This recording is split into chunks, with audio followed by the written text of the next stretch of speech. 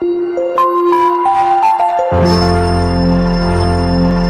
2025 बहुत सारी उम्मीदों के साथ आया, लेकिन आते ही चाइना के एक वायरस ने सबको तंग कर दिया। ये वायरस था HMPV, ह्यूमन मेटा निमोनो वायरस। क्या है ह्यूमन मेटा निमोनो वायरस? एक आम आदमी को समझने के लिए ये बताना ज़रूरी है कि एक सांस की बीमारी है, सांस के नली में, जिसको कहते हैं रेस्पिरेटरी ट्रैक्ट में इन्फेक्शन की बीमारी है। यहाँ वायरस ये नया वायरस कोई बहुत पुराना वायरस नहीं है, SARS-CoV-2 की ही फैमिली का है, लेकिन चूंकि ये डिटेक्ट नहीं हुआ, डिटेक्ट बहुत लेट हुआ। 50-60 साल पहले ये वायरस आ चुका था, लेकिन ये डिटेक्ट बहुत लेट हुआ। ये 2001 में जर्मन वायरोलॉजिस्ट ने हेराल्ड हासन ने इसको खोजा, इसकी खोजबीन की, और ये वही हेराल्ड हैं जर्मन साइंटिस्ट जिन्होंने सर्वाइकल कैंसर के लिए भी वायरस खोजी थी, जिसको आप ह्यूमन पेपिलोमा वायरस कहते हैं।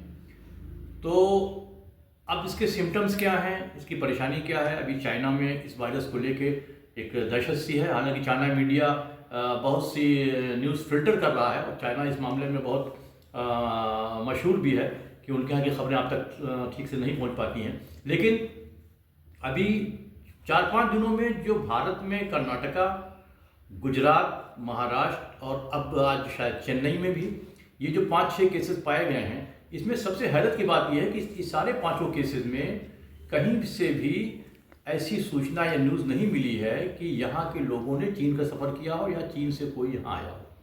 इसके माने ये हो गया कि ये वायरस इस वक्त एयर में है। अब इसके सिम्टम क्या हैं? आमतौर पे सर्दियों में इसका जो पहला टारगेट है वो बच्चे हैं, ख़ासतौर से 15 साल से कम उम्र के बच्चे, और इसलिए इनकी इम्यूनिटी कम होती है, तो इनको ये वायरस जल्दी तंग कर सकता है। ओल्ड एज के लोग भी जो हैं वो भी इससे सेंसिटिव हैं, लेकिन ज़्यादा इसका जो है वो टारगेट बच्चे हैं। इसमें सांस लेने में परेशानी आएगी, बुखार आएगा, वो रनिंग नोज़ होगी, वीजिंग होगी, और किसी का गला भी सूख सकता है। ये सारे सिम्टम्स हैं। अमूमन बच्चों को इस तरह के सिम्टम्स सर्दियों के मौसम में होते हैं, लेकिन चूंकि ये लिंगर ऑन कर रहा है, इस इन्फेक्शन में जो बच्चे आ रहे हैं वो ज़्यादा देर तक तंग कर रहे हैं, इसलिए लोगों को शुबा हुआ कि ये एक नया वायरस है जो लोगों को बच्चों को तंग कर रहा है। अब डायग्नोसिस कैसे होगी? RT-PCR तो हर जगह है, मुश्किल से 26-27 लैब है भारत में RT-PCR के। तो अब इसके लिए टेस्टिंग है, तो आप जो है वो जो आप टेस्ट कराते हैं लैब में टेस्ट आप उसी वक्त करा सकते हैं जब आपको ये अंदाज़ा हो जाए कि हाँ ये कोई नया वायरस हो सकता है। उसमें आप के लिए सेरोलॉजी टेस्ट है और रैपिड एंटीजन टेस्ट है, ये 2 टेस्ट है जो आप करा सकते हैं। अदरवाइज RT-PCR करना वक्त भी लगेगा, और हर जगह पे RT-PCR है नहीं।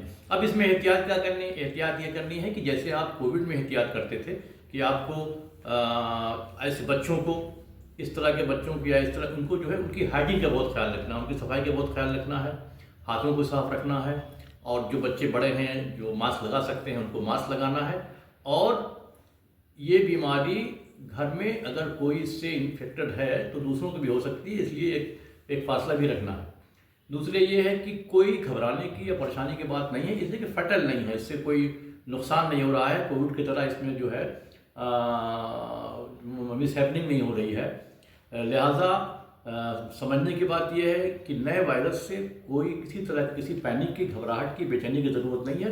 हाँ, इतना ज़रूर है कि छोटे बच्चों को के साथ बहुत एहतियात से रहना है, उनको बहुत एहतियात में रखना है, और सारी प्रिकॉशन जो हम कोविड में ले रहे थे वो इस समय भी लेनी है, ख़ासतौर से बच्चों को लेकर।